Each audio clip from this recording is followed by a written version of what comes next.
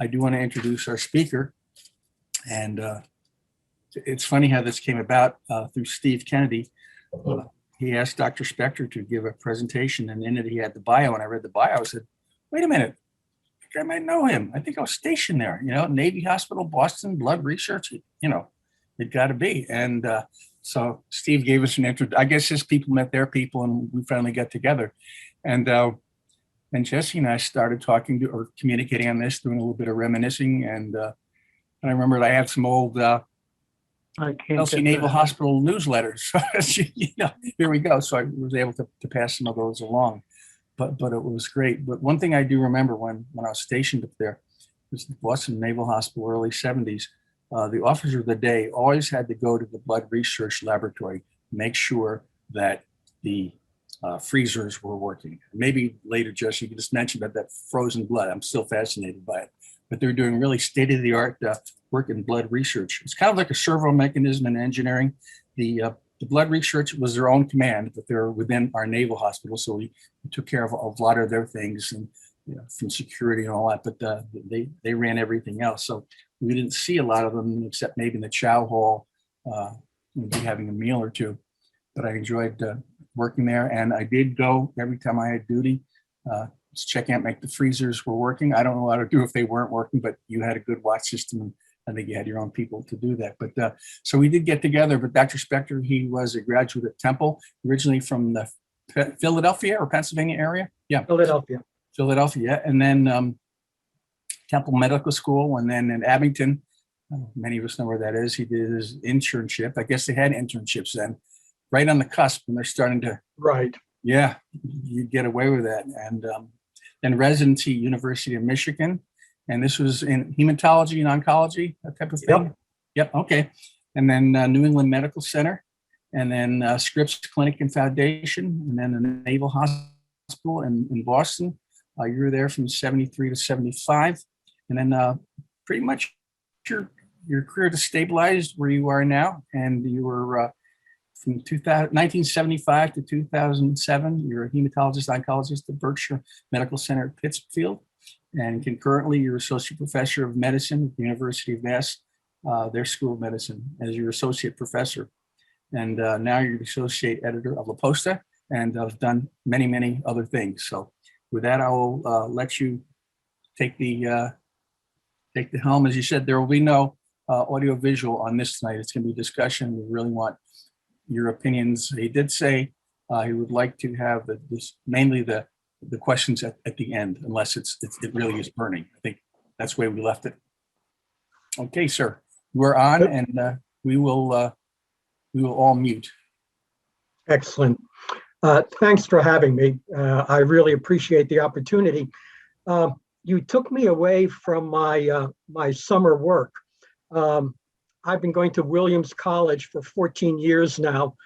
I've audited 53 courses. And during the summer, I've been doing my 19th century fiction, English fiction. And I had 12 books lined up. I've gotten 10 done. And then I figured, well, I better put together what I'm going to talk about tonight. And can't be that hard because I've written on it in the past. But being a researcher, I went back to researching it, the topic. What's the future of philately?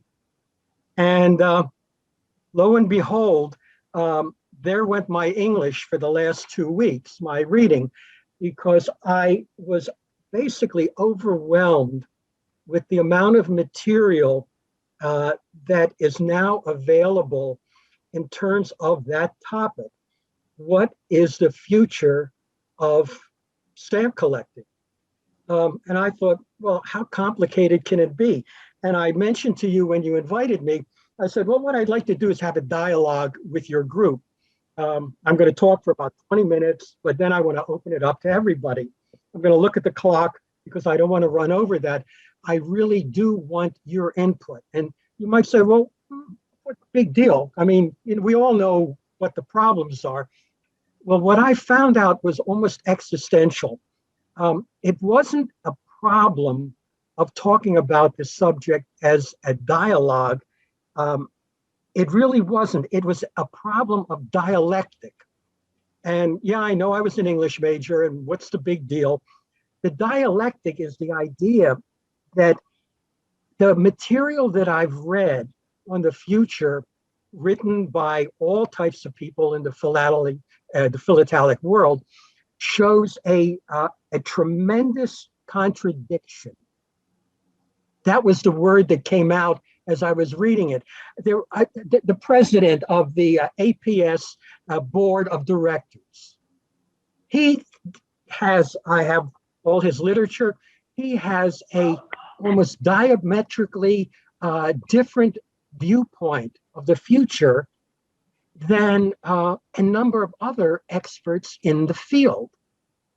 And I thought, well, we've got testimonials all over the one side to the other as to why we think the future looks very bright or why we think we're hanging crepe. And it was almost like the dichotomy in politics today. I couldn't find them getting their heads together at the end of my reading. That's why I want your input. And what I've done is this. I first just want to give you an idea when I mentioned to you this dialectic. What is the problem with the future? And I'm just going to read you the titles of some of the articles that I've researched. Is stamp collecting a dead hobby? Is philately a dying hobby? What killed stamp collecting as a hobby? The long, slow death of stamp collecting. Do people still collect stamps? It's in, it wasn't in. Pardon me? Can you hear me? Yeah, I can. Tell me if I'm still on. I can hear you. Okay. Paul, are you there? I think when somebody enters the meeting, it changes things around. Okay. And, All right. But we're all together, correct? We're good again. Yeah. So just Okay. work through it, and if it happens again. Okay, good enough. Just as long as I know we're together. And pluses and minuses concerning the future of philately. Why stamp prices are in decline. Last post for stamp collectors. Do you get the picture?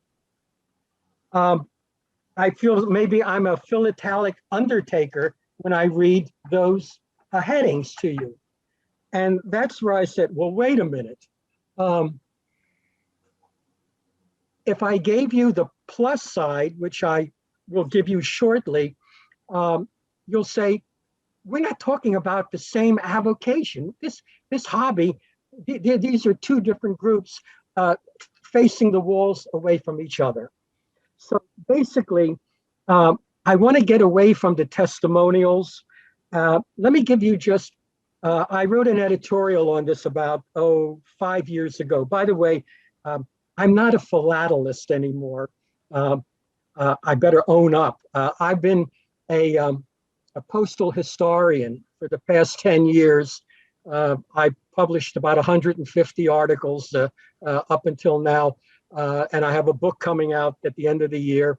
But I know my philately. So I'll give you my perspective, even though I'm a little bit more distant. But I want to read to you what I thought about the issue. I'm only going to read you 3 sentences, and that'll be, everything else will be not sort of my off-the-cuff approach. We all know the answer, albeit reluctantly accepted, that time changes. George Bernard Shaw opined that progress is impossible without change, and those who cannot change their minds cannot change anything. Well then, if progress is inevitable, and that includes buggy whips, oil lamps, ice boxes, and rug beaters going by the wayside, are certain avocations also on the chopping block? Let's talk.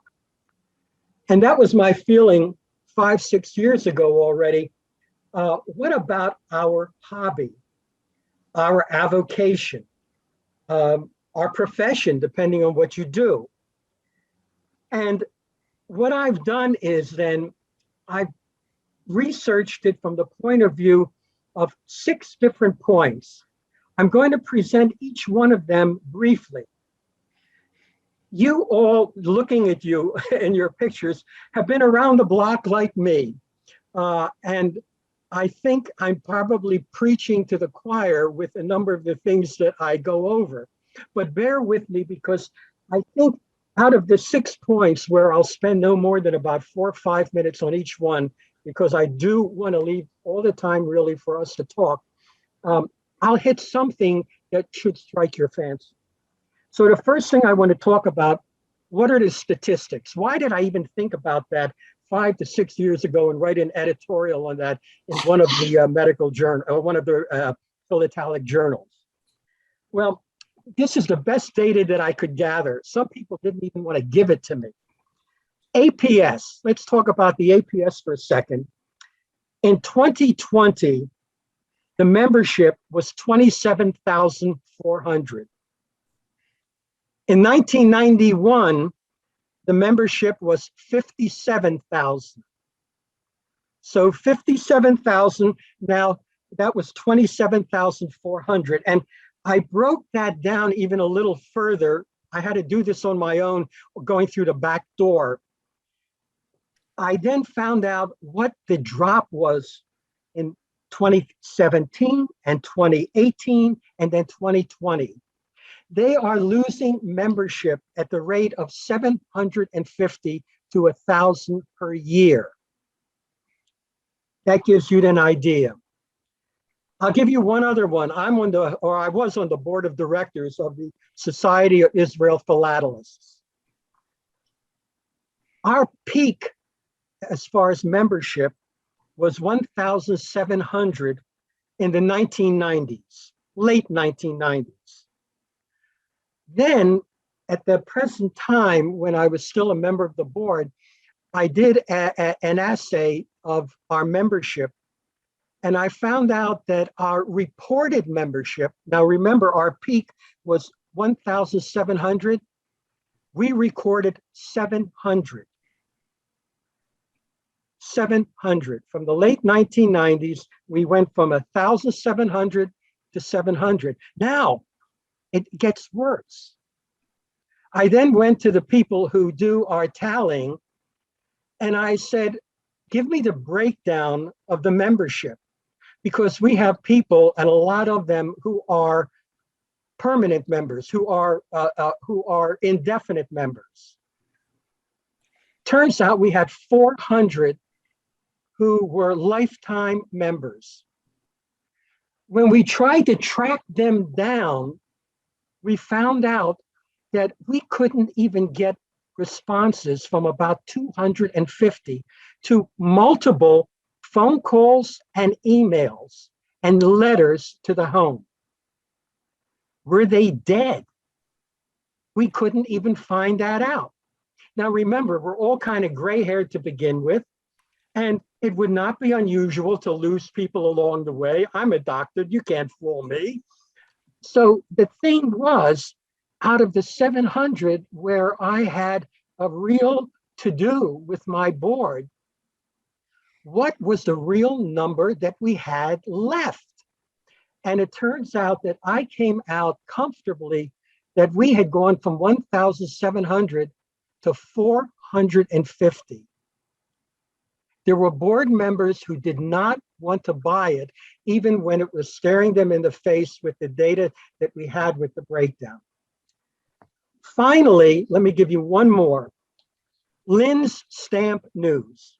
Now, we all remember Lynns Stamp News when it was big and fat, and we loved it. Well, in 2017, the last numbers I can get, their total circulation on average, 12,900. To give you an idea of what that means, it used to be in the days of philately being a major hobby, and go back even to the 1990s, Lynns circulation was felt to be on average twice that of the actual membership. So if you had a membership in the APS of 57,000 in 1991, Lynns was circulating almost 100,000 copies of their weekly issue. Now they're circulating in 2017, the latest number I was able to get, 12,900. So we've gone from almost 100,000. If you want to be generous, if not that generous, you could go down to 90,000, but we've gone down to 12,900. Those are the numbers. Now, plus side of the coin. According to the APS's bigwigs, let's put it that way, they claim that there are 5 million stamp collectors in the United States at the present time. And if you take a look, I found an article from the Wall Street Journal from 2013. They estimated 60 million collectors at that point. Now that goes all the way from the most novice collectors to the most highly expert philatelists. So you've got numbers there, 5 million supposedly in the woodwork, but that they claim are in the United States. So those are the statistics as far as numbers are concerned. Bottom line, it's kind of scary, wouldn't you think? If you think that that's what the tally would look like when you look at organized philately. My next point, and I have 5 points to make. I'll make it very brief. Aesthetics, volume, and cost. Aesthetically, I started out when I went into my rebirth in the late 90s, as most of us as adults came back to the hobby. I was enthralled with classic stamps. And I enjoyed them right through the beginning of commemoratives into the late 19th century. I love them as far as the World's Fairs. And I really enjoyed them into the 1930s. And I started collecting then about 1950 when I was 8 years old. And even into about 1952, I always remember I loved my General George Patton stamp, the blue one with him in his helmet. And then things began to change. I guess I felt it more by around collecting the late 1940s. All of a sudden, American poultry industry, 1952, the trucking industry, and the American Automotive Association, the AAA. It was beginning to lose something for me aesthetically. And there was something changing physically as far as the stamps. Those wonderful the engraved classics didn't look like that anymore. And then the volume, that incredible increase in the volume. I remember when I finally completed, I had almost a total US collection, except for maybe some of the 5-figured ones. Quality-wise, they weren't necessarily that great, but it was a pretty full collection. But the hundreds of needless stamps of the different venues that came out, the little booklets, the sheets, you know what I'm talking about, the 300 to 400, it got intolerable. But being as compulsive as I was, I had to fill up that damn book, and I was going to. Well, speaking of the book, any normal human being up until the late 40s could get one nice volume of US stamps. and work on it. And you could fill in a lot and you'd be almost up to date. Then you needed 3 more of those volumes to go through the next decade and a half. Give me a break. And finally, the cost. I'm out here, I'm a busy doctor. I wasn't particularly worried about filling up my album, but it was ridiculous to fill up the entire thing when you have a sheet with 40 different pictures or different concepts. It became an idea to me, how could anybody who then says, I want to bring those young people into the hobby, it's a cost-effective type of a hobby. Forget it. So much for that. Types of collecting, I'm just going to mention very briefly. Most of us years ago, when I started in the 50s, early 50s, you wanted to fill up your US book to some degree. If you had a world album, you would just kind of fill in here and there. Great. The fact was that that became impossible. And in a good way, it became much more sane to hone down your hobby. What I did was back of the book. I loved the back of the book. I loved Match and Medicine. I loved Revenue. They were beautiful to look at. They were exotic. So all of us, I'm sure, to one degree or another, have narrowed down and we've become more expert in our field. The next one I call the circle of life. And I think most of us have experienced that. You started out as a youth. We had the local community center. Thursday nights, us kids, 8, 9, 10 years old, would go there for about an hour and a half. You'd get a packet or two. You'd get a free book to put them in. It was wonderful. You got some hinges to deal with it. That's where you got your start. A year or two later, fine. Okay, I had to give it up. I had to. Why? I got interested in girls. It just occupied my time. I didn't have time for my stamp collecting anymore. I was 11 years old. What was more important in life? So I put it aside. You then go through the next phase called middle age. You're very busy. You're busy with your profession, your employment, whatever. It's out of the picture. And then you come to your elder years. And all of a sudden, many of us get into our 50s and 60s and we come back to the hobby. I call it a hobby, an avocation, for some people a profession. And you get back into it. That's the circle of life. And back then, in the beginning, there were stamp dealers on the streets. You had department stores. You had columns in the newspapers. You would soak your stamps off. I remember now trying to peel the goddamn things off in later days until it made me crazy. There were all types of resources at your fingertips. And then the circle of life broke.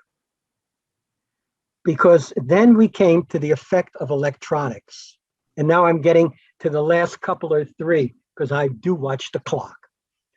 Because electronics changed everything. We make fun of the reality that young people who are 8 and 10 years old have more options, maybe, than we had. Stamp collecting was a big thing. It was in our blood. It was in our parents' blood. Do you remember your dad? He was gonna make your future and the family's future all safe by collecting the sheets of his 3-cent definitives, so that he could then sell them for a fortune when he got older, right? And he was going to take us all to Hawaii. Wonderful. Okay. Electronics changed everything because it broke the pattern of young people no longer going into stamp collecting. That was for the old folks. That was for the nerds. Those were for the 4-eyed people. We lost them. And everybody agrees that we lost them. That was the one thing in my research that I did when I've got piles here. Even The guys in the white hats in the organizations said, you know, that's our biggest problem. We've lost the youth. Now, what's on the other side of the coin, though? Other people within Philately say, you're all wrong. You haven't really lost out. Why? Yeah, we agree with you. You got a real problem about not bringing the kids in, but you've made it available for adults to go online, buy stamps, go to auctions, to get all types of information. Me, I've been writing articles. I have my book coming out on social postal history. I can do all my research at home on the internet, going all around the world. I have European connections. I have all types of websites I can go to do research going back 2 centuries at least for articles that I write. And any adult can do that. And they said, that's the trade-off. You can find out on auctions what's going on. You can buy, you can sell, you can do all kinds. You have eBay. We should all bow down. And I'll show you what the problem is in my last thing now. Organized versus independent collecting. That's my next to the last thing. Organized means being part of one of the groups. And I gave you the statistics so you can see people are not paying much attention to that. Am I right? If you look at the numbers, I'm not making them up. Unorganized, you might say, oh, can't compare. Well, even those in the organized world, whether it's the topical societies, whether it's the private, the smaller groups, whether it's even the APS, they'll all admit to you, even the dealers will admit that, you know, most people today are very literate when it comes to computers. They don't really hate the organization. They don't feel they need it. They could get more out of it. The APS says they could get more. They've got the library they're missing out on. There are resources that they could get. But they say, look, we don't have all that time. We can sit at our laptop like I am now. I've got a nice shirt on. I got my jammies on below. Okay? I don't have to go anywhere. I don't have to meet anybody. I'm at home and I can do all of that, everything that I want. So this idea of, my God, the organizations are going down the tubes and that's the end of philately. Well, maybe they're going down the tubes, but I love this one line. This can be applied to philately. The king isn't dead. He was destined immortality. Philately isn't really dead. It's going to be around, but it's going to be different. It's going to change. And that's the thing we have to admit. And finally, then, investing, selling a collection. This is fascinating because here's where you're going to get 2 different opinions completely. You're going to get the statements, and I love this one. I just want to have it in front of me. Why stamp prices are in decline. Richard Lehman, he's president of the USID. He owns Stamp Finder, okay? And he writes all types of columns for the investment industry, especially philately. And he makes the point that eBay has ruined the playing field. So many people are using eBay nowadays for philatelic use. I've used it, articles that I write. All of a sudden, I need a good photo of something that I don't have on one of my covers. I can go to eBay real quick and I can get it and they'll mail it to me in 2 days. I can scan it, get it to my editors, and I'm home scot-free. But the problem is, what he says is, it's not a place really, he calls it, he said, it's disruptive. He said, in short, you have a flea market, not an organized or regulated forum. He calls it a flea market. He says, you've got a mixture there. You've got disreputable people and reputable people. You've got people who are skimming the field, who are trying to steal your money. He said, it represents a threat to the industry. He says, there's no way with eBay to keep track of the extent, the rarity, whatever it might be, and the quality that you're dealing with. Almost saying the same thing is, I got this out of The Guardian from England. And this was, now, by the way, his article, the one from that I just quoted from Lehman, was from a year ago. I got this one from 2013 from The Guardian. Is this the last post for stamp collectors? And this is from the Stanley Gibbons group. And they make the point that people have such a misconception about the worth of their collections, because even if they go to the catalogs and look at the prices, they do not relate in any realistic way to what you're going to get for it, except for the higher value items bought through reputable organizations. That's the price that Stanley Gibbons will list. Anything under that, they will admit you have to subtract between 70% and almost 90% the value compared to the catalog price. So there you are thinking you are going to leave your grandchildren this wonderful thing. You're going to be remembered. They're going to put little stones on your grave forever to thank you for what you left them. Forget it. It ain't going to work. And to give you an idea that I'll end up with, okay, this is brand new. If you have some incredibly rare stamp and you're one of these millionaires or billionaires, in June of this year, one of the Jenny inverts sold for 4.9 million. The last sale before that one was $2 million less several years before that. Went up to 4.9 million. The previous sale was closer to 3 million. And finally, my favorite, the British Guiana, the 1 cent magenta. I would have bought it because I love the color, the 1856. That went for, and again, I get the year a little mixed up. It was either 2014 or 2017, 9,480,000.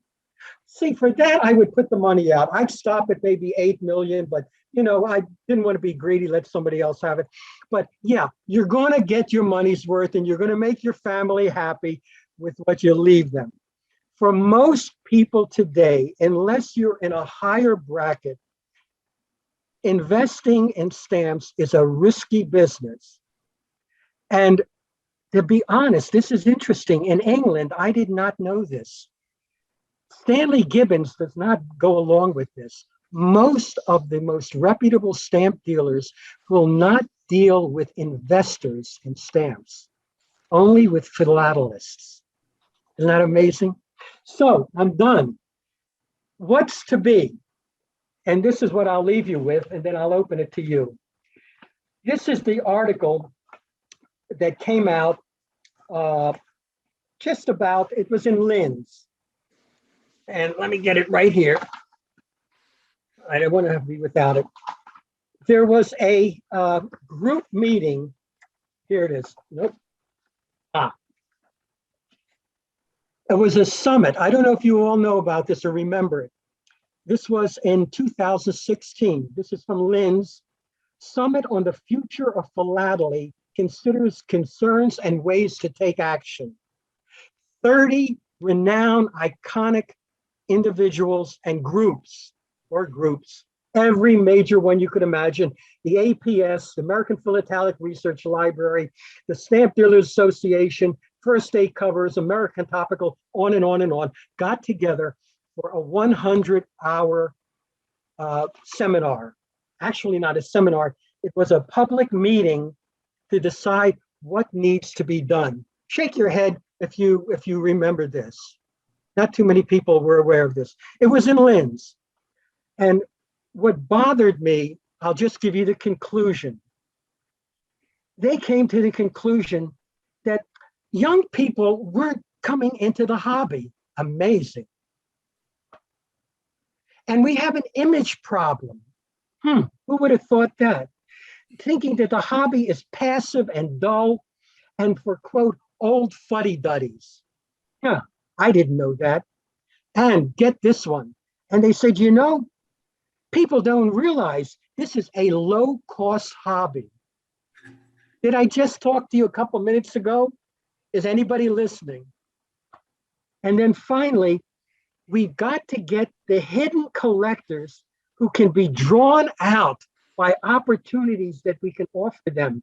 Former collectors who left the hobby, and why not retired military members?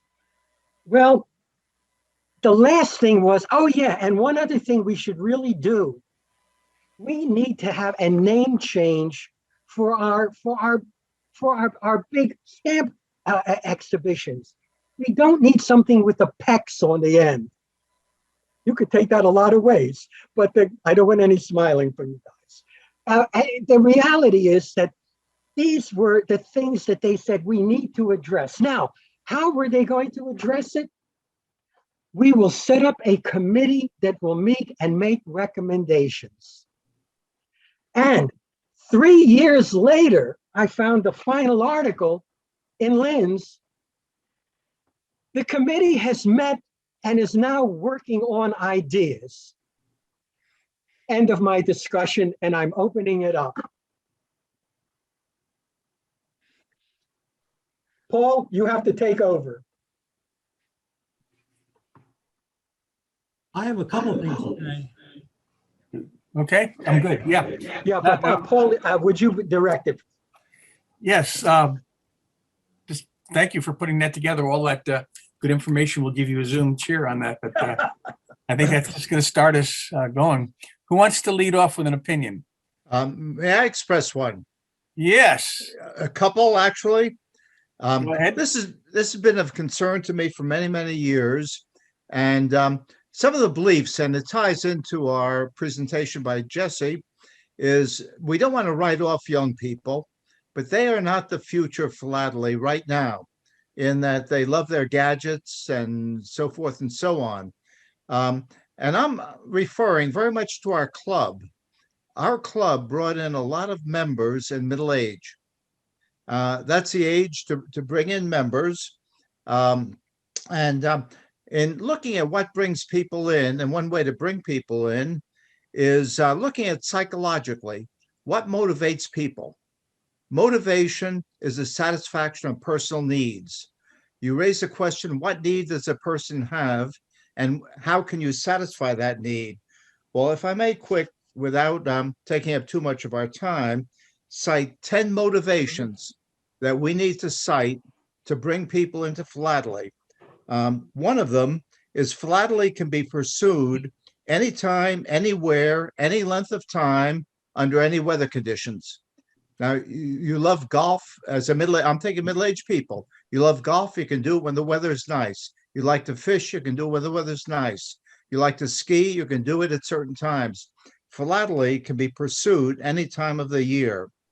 One of the other things, and particularly to our doctor, right now, people are pushed, they're rushed, they're under stress. Philately is slow and passive. And I think for mental health, we need to bring in that factor to try and recruit people, middle-aged people, into philately. One thing brought up once again by Jesse, very well, is any level of income can actually fit. Somebody mute their phone, please. I lost my image. We can see a picture of a still picture of you, Al, but we can. Oh, hear you can still see me? Yeah, Am I you're coming not- across? You're not moving. It's like a screenshot, but Uh-oh. take it because you're on live. Am I live? Okay. Somebody with any level of income can do it. You don't have to be rich, you don't have to be poor. As a retired stamp dealer of 21 years, I've had people that would come and sit and look at 15, 20, 25-cent stamps all day and get a ball out of it. And God bless them. They satisfied their need. Likewise, as was mentioned, if you're a millionaire and want to go for the upside down aircraft, fine. A fourth motivation that I think we need to push is you can pursue stamp collecting either in isolation or you can do it via the club. And those of us who are members of the club, we enjoy each other's company, but also if we're alone, we can enjoy it as well. Also, there are boundaries. And this was brought up by Jesse. There are boundaries. And you can set your own boundaries. You are free. You're not limited. You're not domineered. You're not pushed by anybody. You can collect the whole world if you wish. You can collect a country. You can collect a certain year within a country. So boundaries are your choice. Nobody's forcing you. Also, if you're an adventurer looking for challenge of certain items, it's a pursuit. It's an adventure. You become an Indiana Jones looking for certain things. My own collection, there are certain areas that are very elusive. I've been collecting ships that were at Pearl Harbor. I'm down to needing about 2 or 3 or 4 of the ships, and the collection will be complete. But it's fun to go to a stamp show and try and hunt them down. And if I don't find them, there's next stamp show coming up down the road. Also, and this is a big point to me, can you relate it to other interests? As many of our club members know, Twill and I like to travel. I've got a collection of stamps of places we have been to. Most of them didn't cost much. They're inexpensive and such, but yet they are meaningful in that they feature pictures of where we have been. So getting away from being tied down and bound strictly by albums, you can set up your own parameters and relate it to other interests. A number of years back, a local store sold framed, I won't call them pictures, but pieces that featured stamps related to golf. I think they were selling for around $125, $150. There were stamps, total value of a couple of dollars. But they had the definitions of the sport, and they had names, little bios on the people featured on the stamps. Lifetime, another interest is You got mail. another area of interest is as a former educator in continuing education, mainly dealing with middle-aged and older people. We need a lifetime of learning. The moment you stop learning, the moment we stop learning, we're beginning to die. We need to have something in front of us to continue learning. We need to promote philately as a way to keep learning. Likewise, as speaking as a psychologist, we need to maintain our cognitive skills. When I, as an 87-year-old person, go for my annual wellness exam, they probe into cognition. And philately is a very cognitive type of activity. And then likewise, as we age, we may downsize. You can get by with a small space, as is evidenced by many of our members that live in retirement communities. And they still have space for their collections. So those are 10 motivators.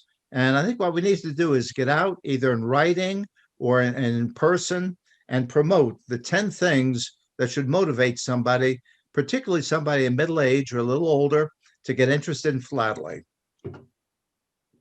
Thank you, Al. Very well said. Beautiful. Yeah. Comments on Al or yeah, Mike?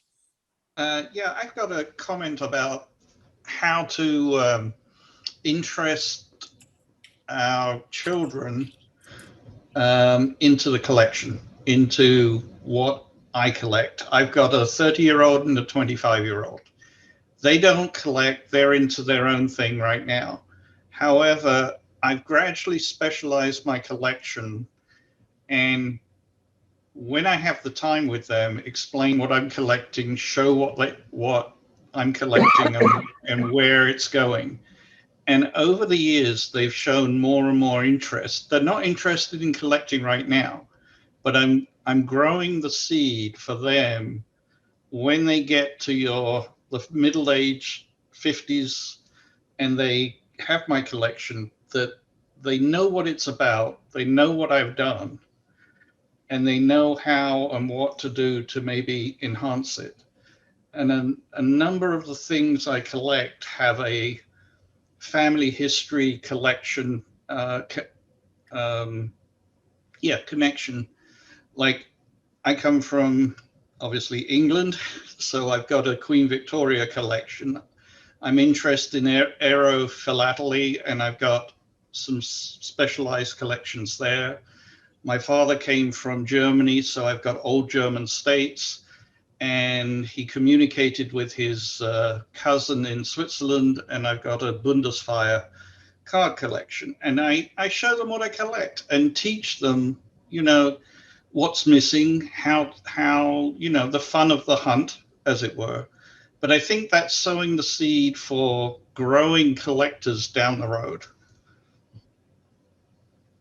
Yeah, I like that with the personal connections. So many of us, like Jesse, would you collect, medical issues on stamps? Has that ever been one of yours? No, actually, though, I had a very extensive British North America collection, but the one that people always thought was very eclectic for me was Finland, because I collected Finland. And people said, well, why did you collect Finland? And they always looked like, their nose turned up a little funny. And I said, well, one of my daughters is an Olympian. She was in the Vancouver Olympics in 2010 in biathlon. And when she was on World Cup for 4 or 5 years, I flew over to Finland to watch her compete. She competed both in cross country, and then we went up 1,000 kilometers by train, where she then competed in biathlon. And I became enchanted, up there at the Arctic Circle in Finland, and I started a collection of Finland. So no, I didn't collect things like what you mentioned, but that's how I did my Finland. Yeah, so that like Mike was saying, Jesse, a personal touch. Yeah, but Jesse, that's the family connection. Yeah, absolutely. Thank you, Mike. Okay, other comments? Okay, Bob. There you go. Jesse, good talk. I want to say 2 things, and then I want to give you an idea about what I've been thinking about. Number 1 is I had my nephew with me at Ballpacks. I'm a dealer, so I was at Ballpacks, and he's an artist. So I said, Justin, I want you to draw me a picture of a customer. So he draws me this customer, and you can guess what it looked like. The guy had a pot belly. He was bald, he had glasses, he had shorts, and he had knobby knees. And black socks. And I said, yes, his And a socks. walker. And I said, Justin, I'm worried about his brain and his wallet. I said, that's it. So that's number 1. Number 2, I've been to some of our local, I've been to gun shows here locally, and I've been to tool shows. When I go to a tool show, where you buy tools for woodwork, whatever you want to do, machine work, it looks like a stamp show where there's like 10% female and 90% male, but they all have white hair. There might be 1 or 2 brown-haired people, but that's about it. But they're all having fun. When I go to a gun show, I think I'm going to get shot. I'm not wearing fatigue, so I don't know what to do. but I go anyway because I like antique guns. So there's like rows and rows of ammo and all these, firearms that are multi-shot. And I'm looking at this muzzle loader. Anyway, I'm out of step. So I just wanted to throw that out there. But I have one idea that I've been thinking about for a while. And I realize that the APS is overwhelmed with to-do lists. So I'm gonna dream up another to-do list. And my to-do list is, I think we are on the edge of a new generation of homeschoolers. I think COVID and the recent mask mandates have reinstituted pressure on marginal people who are going to say, I want to homeschool. So I got to thinking, how is it in an ideal world, some group could come up with a game plan that says we want to contact the homeschool organizations. We want to create a liaison with homeschoolers and give them study packets that might be history, that might be geography, that might be social history, with the use of stamps and stamp-related imaging. We provide them with the materials. We provide them with the study sets. They are the execution arms. They do it. So in other words, you work with the homeschool organization somehow. So in an ideal world, I'm working with say my neighbor who to homeschool. In an ideal world, I say, hey,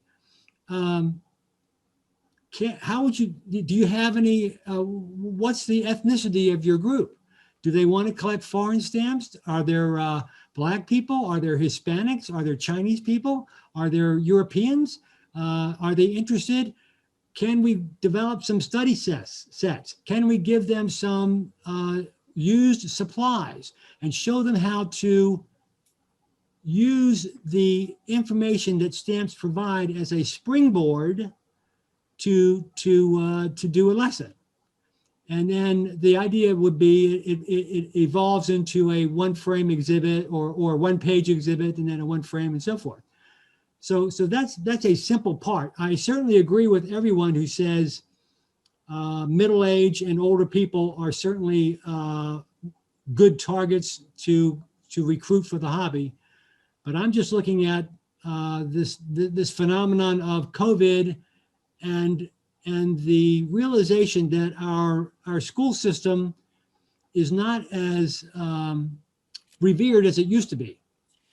And so because of that, is there a nook for stamp collecting to find a niche?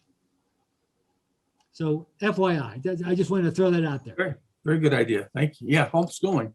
I'll give you some. I'll try to remember to send you something on that, Bob. Yeah. Maybe we can get that moving. I started a while ago with that, and a lot of information.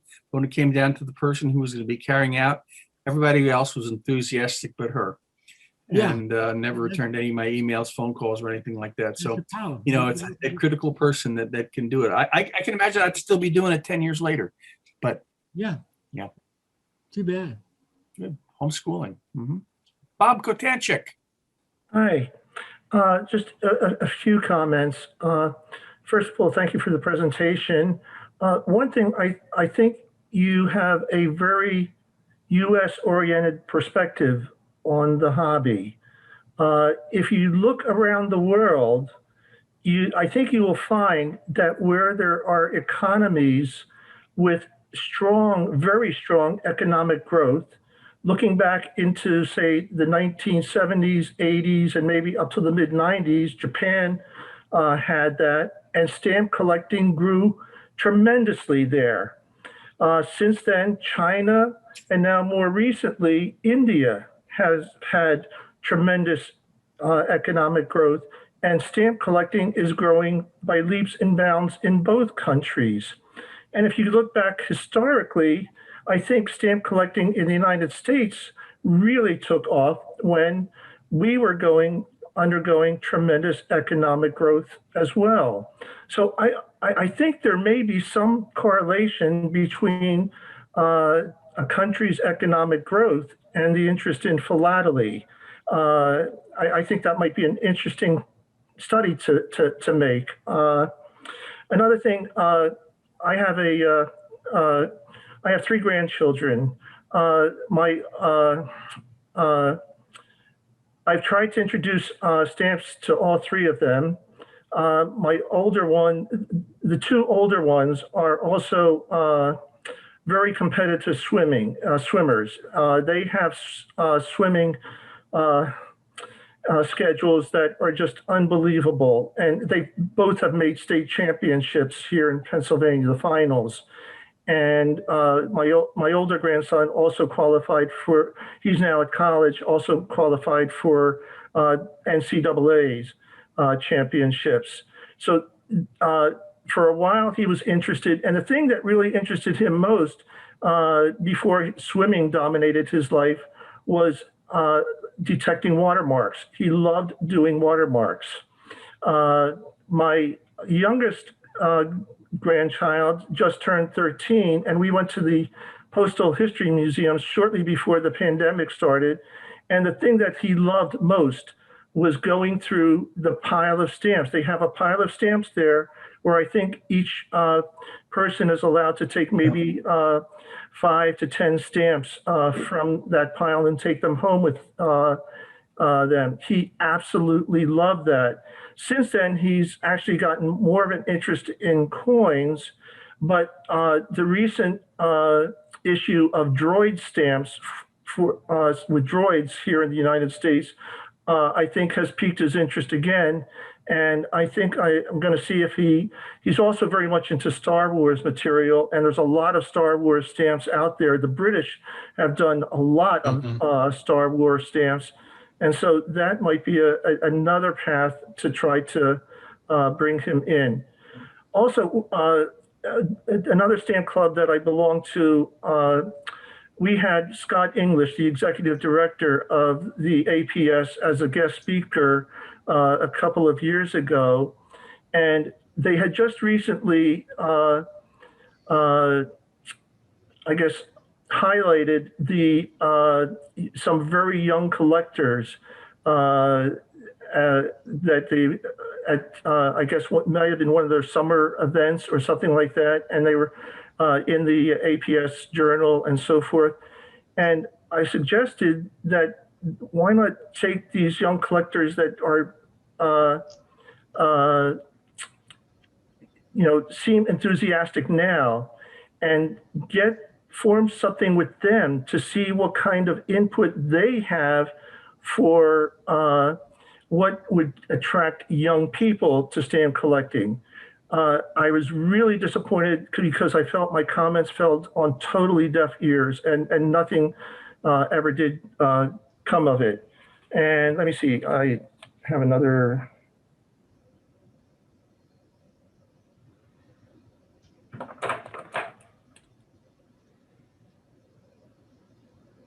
Oh yeah, last thing was one of the libraries in my area has contacted us to see if we might be able to do something with young people at the libraries. And I think kids who love libraries may be a natural for stamp collecting. Certainly, I know when I was young, I spent a lot of time at the library. And they'd like us, after the pandemic settles down, to put together a program that they could give to the young people at their library. So maybe, and I know that one of the other clubs that I belong to had tried to approach schools, but there are so many strict restrictions now on outsiders coming into school with programs that it just, nothing could ever start up. But there may be an alternative through the libraries. So just a few comments and observations. Thank you, Bob. Yeah, I can follow up on the thing with the kids. As our members know, Dr. DeComo is president of the North Museum. It's a museum of science and nature for young people here in Lancaster, and about 3 years ago on a Friday evening, we went over to meet with his executive committee. And I just brought that pile of stamps, I think that we're talking about, like they have down in DC. And I just dumped them on the big board table and passed out some glassines as we're talking, and a whole bunch of just philatelic books, you know, the big coffee table books on stamps. I left them there. So these I went back, and like Charlie said, the whole time during the meeting, they weren't even looking. They were talking and they had good ideas, but they were collecting stamps, and these were the adults. And COVID kind of took the wind out of it, but it's moving on, as Charlie shared with you, the passports that they have for the kids. There's little stations where they get glue sticks, put the stamps in the passbook. So we've been giving a lot of stamps there. They have several of our exhibit frames that was donated, full of stamp related things. And the thing that is important is, you know, I'm thinking, well, maybe they're doing it because Charlie's the board chair, but on the other half, they bought into it. And so they're all, many of them are collectors, and it's filtering down to the kids. So I think that's one way of getting to do with it. Like homeschool groups, York Stamp Club had a children's group that met every Saturday. One of their, I'm going back at least 10 years ago. It's Jim Boyles and I were going. This is before he passed away. But their thing was that they wanted the parents to go as well. So the parents participated, maybe sit on different sides, but everything that was done, the parents could participate, so they would get parental buy-in. And the guy said what the kids liked the most, and again, agreeing with Bob, they just like to root through the stamps and pick out their favorites. So when you have that big bin with a lot of neat topicals that they might like, with family connections, sports connections, soccer balls on them, that's where you're going to win. And like Mike was saying, you set the stage now for maybe when they come back, because for years I kept hearing on, you know, well, they'll come back, you know, all these collectors will come back when they get older. I said, but if they aren't there then, if they're not here now, are they going to be around? You know, that doesn't compute. So we do need those. I think Jesse would be glad to know that my grandson, when he looked through that pile of stamps, they were from probably the early 1900s, the common ones, up through, used stamps present day. My grandson picked out stamps that were basically pre-1940. That's delightful. I like that. He the man. Yeah, it doesn't, maybe, you know, are we reaching, maybe some of you got it. Ours came today, U.S. Philatelic, the post office magazine selling the stamps. I was just really depressed looking at that thing. My wife says, no, we got a grandchild. He'll like that one with those little ugly monsters on them. And there was something about, you know, outdoor backyard activities. They're going to have fun. I'm going to buy those because we send them mail all the time to get them interested in that stuff. So, you know, that variety of opinions would be helpful. If they listened to me, they wouldn't have any of that stuff. But maybe that's what's going to help get some of these kids collecting. I was in Borders with my wife one day, sorting my stamps, not Borders, Barnes and Nobles. And there was I think now that they're homeschool kids, about a 5 and a 7-year-old, and they were just watching me. And she came over and said, "You don't mind if my boys watch you while you're doing those?" They've never seen stamps before. That's a very big thing. Yeah, it's not even in their milieu. With the change now to just a machine imprint, or because of people email. They don't write letters anymore. And bills come all with machine stamp. We're talking about something that it's sort of like if I try to tell somebody about a rotary telephone with the cord, they don't know what I'm talking about. Yeah, you know, it goes many different ways, because I'm hearing it might be coming back now, but for many years they were not teaching cursive handwriting. And so when I go to the FDR archives, I want to go up in Hyde Park and look through the old letters and things. I can do it, but these kids, they might not be able to do it. They might not be able to read an address on postal history. Like I can see it right now on Bob Toll's his space there. You know, that they couldn't read the name of it. That's wild. So, oh my God. Yeah. None of our grandchildren had handwriting in school. None of them. Can they handwrite now? No. Okay. They, they may be able to read it, but they print. Yeah. And they all go to very good schools. Yeah. Wow. Well, the next phenomenon that you are going to see, much like us in telephone, is the clock. They won't have hands on the clock. My grandchildren cannot read a clock. If it's digital, fine. It says 0600. But if it's a clock, they don't know what it looks like. Yeah. Good point. Yeah, I'd like to bring up something if I can. Is it okay? I don't want to take anybody's time. Nope. I'm going to read 2 paragraphs to you from a newsletter from the Knoxville Philatelic Society from 5 years ago. I'd like to read this to you if you don't mind. Can you hear me okay? Yep. We're good. Yep. Good, Bob. It says, and this is by Bruce Roberts. It says, on June 4th, I had 2 things that intersected to produce a cool time. I had loaded the stamps into my car for the meeting, but I had my granddaughter Aiden with me during the day, and she rode with me on the way. She noticed the 50-cent cover boxes and was soon pulling out covers by the handful and asking me questions about them. She took 4 covers with her and shared them with kids in their apartment complex. Apparently, they caused a stir. When she joined me, she wanted to go through all the boxes and had many questions. I explained embossed envelopes, machine and hand cancels, postage rates, and much more. She picked out the cover shown here. He shows an 1898 cover that's, real ratty. It was mailed from Denver, Colorado to Topeka, Kansas in 1899. The letter was still enclosed and it was in cursive, something else a 9-year-old does not see much. I read her the letter and it stated, "My dear Frank, I expect now to start for Chicago in a couple of weeks, and if I can do so, would like to stop overnight in Topeka and see you all. I'm not sure that the ticket will allow me to do so."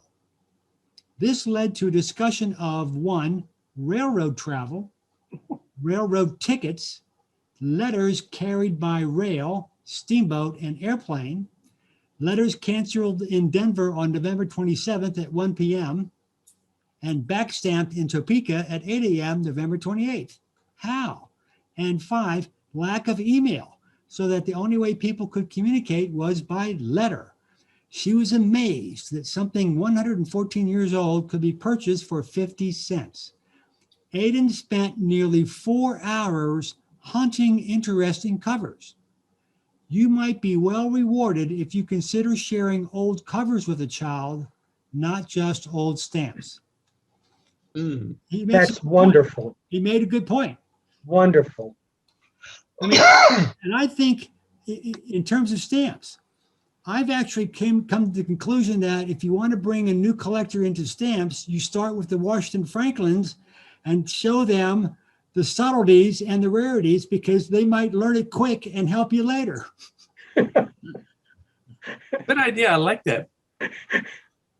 Instead of the one, Bob. stuff, get them the heavy duty stuff right away. If they can figure out the Washington Franklins, they'll be able to help us all. I mean, my goodness, I need all kinds of help with that. Absolutely. There'll be a help. Now, I have to kind of take a different approach here. I have a 7-year-old granddaughter that has shown some interest, and she's actually sat here with me for part of one of these Zoom meetings. She wasn't able to stay the whole time, but she got a hold of a pile of my duplicates and started picking out the flags. So all of this modern stuff that we say, who wants to bother with that?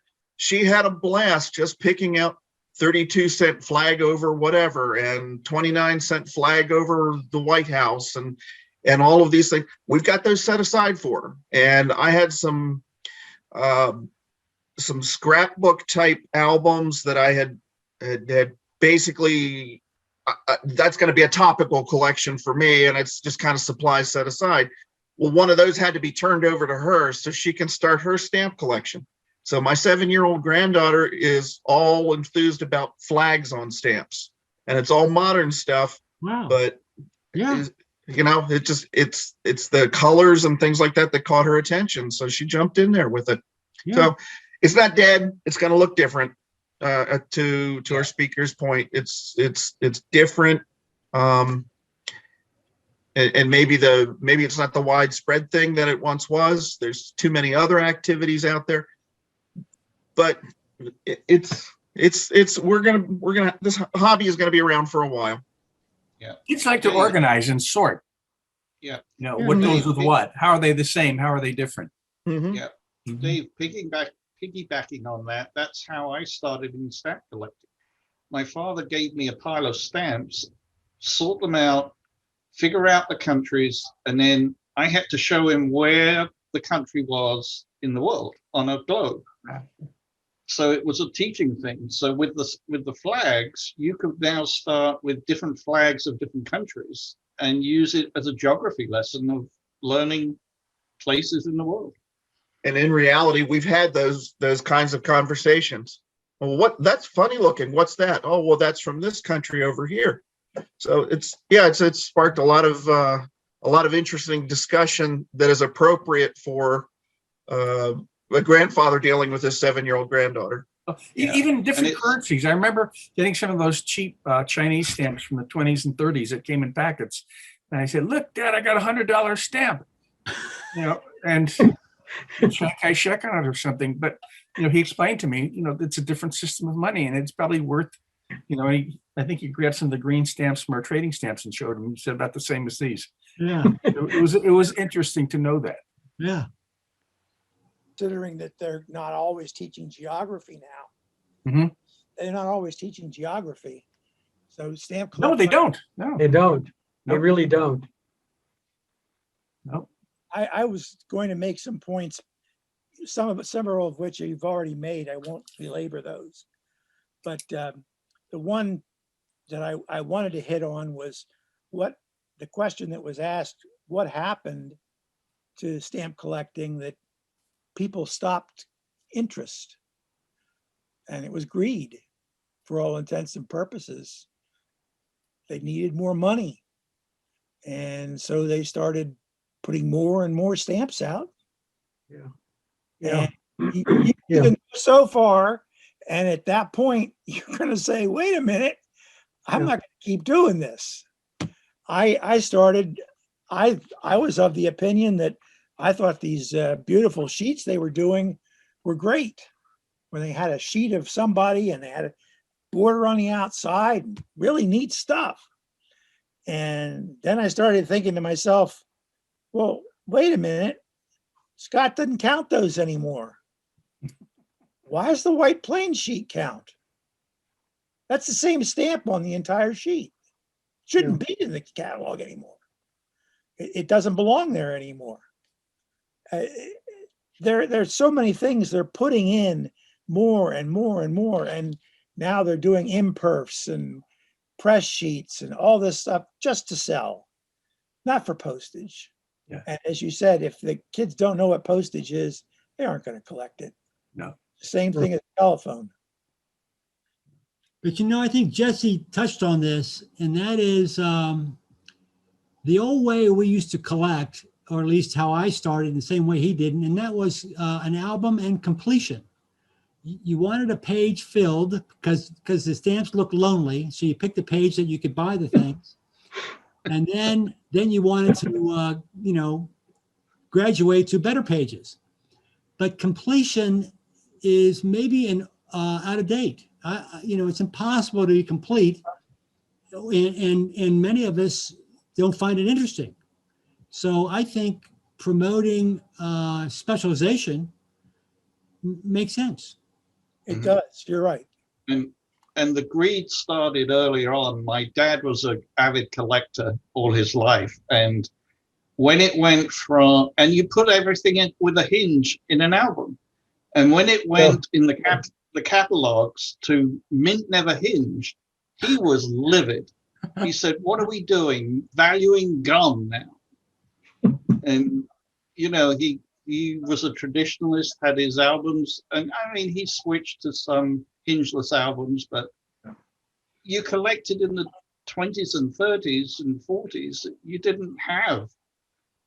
You put it in an album, whether it was mint or with a hinge. My, So the greed started with that, and then it went with the volume. yeah. I think that's a lot of collectors. Mike, your dad would probably be pleased to know that the Swiss Philatelic Museum removes the gum on the stamps for the museum because over time, the gum will cause the stamp to deteriorate. And they want to protect their stamps for an extensively long period. And so they remove the gum. But we were talking about people not learning cursive writing and not having geography and things like that. My brother teaches English in Kyiv in Ukraine, and his students are typically in their 20s. And he asked one time if his students would like to receive a postcard. He was going to go off I think to Poland or something, to another country, and send them a postcard. None of them knew what a postcard was. And a couple of them had said they never had received mail they didn't know anyone in their family where they lived had ever received anything through the mail. And two of them, when he asked for addresses, said they had no idea what their street address was. So everything is done electronically now, that you don't even need to know where you live, in terms of a postal address. I'd like to respond to that if you don't mind. Is that okay? Yeah. Just a real quickie. I do postcard shows and stamp shows, and I bought a box of junk postcards from John Hotchner 3 weeks ago. Probably 800 of those cards were modern day cards, stuff that I really don't like, but they were all from Post Crossing, POSTCROSSING. And it's a worldwide organization where you can sign up online and you get assigned to you 10 names. And you write a postcard to them and say, green is my favorite color. When it rains, I'm happy rather than sad. How about you, John? And then you mail it to your person, and then they mail you back. And then online, you can actually see some of these people, they have thousands of people signed up, thousands. And they have a list of the top 100 people who send cards. The leader is 30,000 cards. And we're talking about $1 to send a card internationally, a postcard. For us, it's like $1.05, I think, whatever. But the point I'm trying to get at is the ages of these people from reading the cards. And I have like, 36 or 46 different countries. And the age ranges from teens through 50s, based upon the ones I could tell. So there's people out there who want to get away from electronics, who like the old time methods, and they do it. And these cards are incredibly interesting. Anyway, I just went Post Crossing. Go online and look it up. Post Crossing, and I think it's .net or .org, I forget which. And that'd be neat if we had something like, stampcrossing.org or whatever. My wife has done about 500-600 of them. Does she? And many of them are young people. Oh, yeah. All over the country. China especially, Japan. And yes. There's at least, I'm trying to collect them. I have at least 8 or 9 stamps put out by stamp issuing entities with post-crossing on them. So put out that's a very small topical. Yep. Yeah, they put out now. Yeah.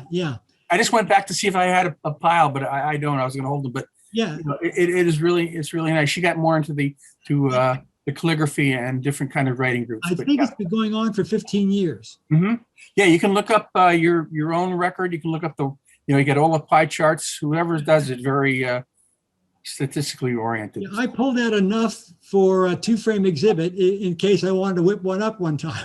Just for the hell of it, you know. Yeah, I think it's neat. Great. Well, thank you, Bob. Yeah. Post-crossing. The post-crossing was an idea of 2 people in Portugal, and they're the ones that run it. Yes. Yeah. And Yes, that's right. Okay. I do post-crossing. I'm Anybody in up to almost post-crossings 5,000 are doing it. clients. Good. Okay. Well, yeah, take a look at that. Other questions back to on our topic of the hobby. Encouraging words. Is it all like, I like what you said, it's all about death when you said that, Jesse, all those articles. It was like crepe hangers. I think I've heard too that there's just a lot of people out there, they're just doing it by themselves. You're seeing it on eBay and, the silent collectors. I hope so. Yeah, Bob. One other point. I don't know, Jesse, you're not a member of our club, but our club has been growing. Yeah, some of it's due to Charlie, some of it's due to Paul and all the other people that have been president and have organized the club. But there's something different about this club over a lot of others. I'm glad you mentioned that. There are more women in this club. No, I have to tell you, I'm personally very impressed at your club. The number of people you have now, as I meet a segment, Paul's wonderful communications on email, and the reason why I'm really impressed, our club of SIP, Society of Israel Philatelists, we live in Western Massachusetts. We are now one of only a handful of SIP chapters that still exist that used to be all over the country. Every major city had an SIP chapter with 20, 30 members. There are 5 left in the country. When we get together once a month on a Sunday morning, 5 to 6 people, that's a big deal. We'll occasionally have 3. You obviously are doing something very right. And it really is going against the current of a lot of parts of the country with philatelic organizations. I've got to also bring up to you, these Zoom meetings are very small. You've got to understand our regular meeting had between 60 and 100 people. Yeah, that's what's so impressive to begin with. Yeah. As I was saying, there are a lot of women. And that's something this club, we had a female president. 2 or 3. Yeah. I followed. Leslie, Lucy, Eleanor. Yep. Yeah, 2 of them. I was the president for a while. Bill Greiner was the president. We moved presidencies around. That was part of what built this club. Now, Charlie has taken it to another level. Yeah. And with this COVID crisis, it's what's keeping us going. And we continue to grow, and we will continue to grow. And it's very possible COVID will help stamp collecting. But there's something different. There's something different. Yeah, you're looking at pictures. They're right here. Right here. I just want to mention, if you have your pen and pencils while you're writing down about post crossings, there's also the one called buildyourclub.com. Buildyourclub.com. That's when I was mentioning we're kind of mulling around the beginning of the meeting, and from Steve Kennedy. And this is a website on building and maintaining and growing your stamp club. And the website material on there and suggestions are free, but for initial consultation, if you want it, not required, they will look at every aspect of your club and give you a review, kind of like a portfolio review of your club. but it's starting up. And I was contacted Steve. He could not make it tonight, but he'll probably have a chance to talk and maybe show it at another time, because it really ties in tonight with what we're doing here at this meeting. But yeah, buildyourclub.com. Take a look at that and see. And I think we'll be hearing more about it, because this is exactly what the hobby needs. Exchanging our ideas. Yeah, Suzanne. Well, it's actually Clay. I don't know how I got my wife's name up on here. Okay, Clay. But that's okay. I just want to say that's one of the main reasons is the email that Paul sent back to me that I joined the club. And it was because it was on eBay, or not eBay, but internet, that I found a club. And, I listened to your presentation today, and I have to say that the reason I started is because it was the revenge of an old boyfriend from the wife. So he left her and left a box of stamps, and and I had to start collecting them just to outdo him. And I ended up with the stamps and a wife. So I'm pretty good with that. I've not heard that one before, but that's good. Yeah, and you're our newest member. What do you collect? I have 25 years of traveling the world, where I collected stamps from all over the world. And so right now it's a hodgepodge. If I didn't have this background, which I don't know how to get off, you could see that I have probably 100 pie dishes with different stamps from all over the world that I'm trying to, I have a full basement that is full of stamps that I've collected, and now I'm just trying to track them down.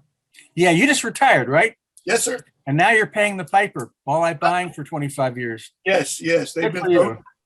Excuse me. Good for you. That's Yes. It was. It's a challenge. good. Well, good. And Steve Brooks, you've been on our list and as a new member for a couple months, and you're from South Carolina. Why don't you unmute and just tell us about yourself a little bit? Can you guys hear me okay?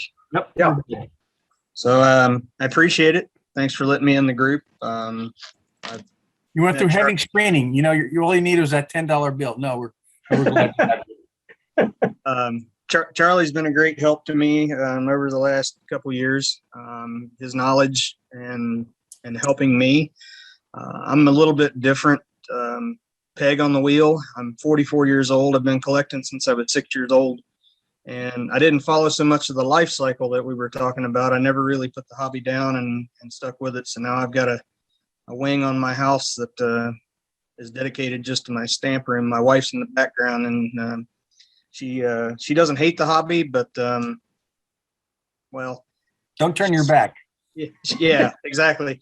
But no, she's warmed up to it after she's seen the amount of effort that I put into it, and I relate to you guys a little bit more than I do my own generation, and I appreciate that, the knowledge that you guys have and share, and that's one of the reasons I'm in the group. So I appreciate everything that you do. We'll pass that on to Charlie for sure. Yeah, he's been a great ambassador for our club. Okay. Other areas of philately that we need to do. We're getting. Question. Yes. Where in South Carolina are you? I'm in Easley. I'm just outside of Greenville. I'm right in the middle of Charlotte and Atlanta, so I get to enjoy shows from both towns.